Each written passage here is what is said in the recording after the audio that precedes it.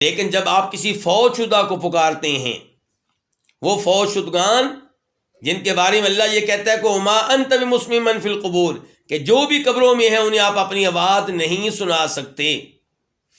اللہ تعالیٰ کہتے ہیں انک لا تسمع الموتى، فوت شدگان کو آپ اپنی آواز میں نہیں سنا سکتے، چاہے جائے کہ وہ نفع و نقصان کے مالک ہوں۔ اللہ تعالیٰ کہتے ہیں اموات غیر احیاء،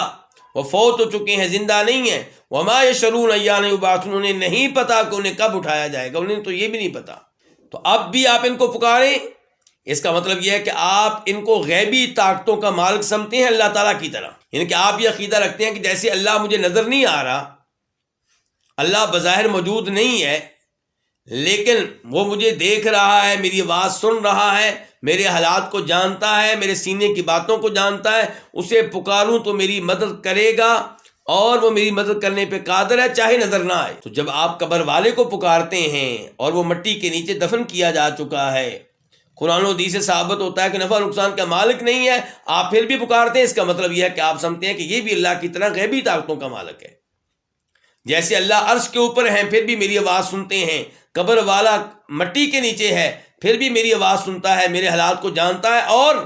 صرف سنتا نہیں، جانتا نہیں، بلکہ میرے حالات تبدیل کرنے پہ بھی قادر ہے۔ تو اسی لیے دعا کو کیا قرار دیا گیا؟ شرک قرار دیا گیا، جب آپ یہ دعا اللہ کے علاوہ کسی اور سے کریں۔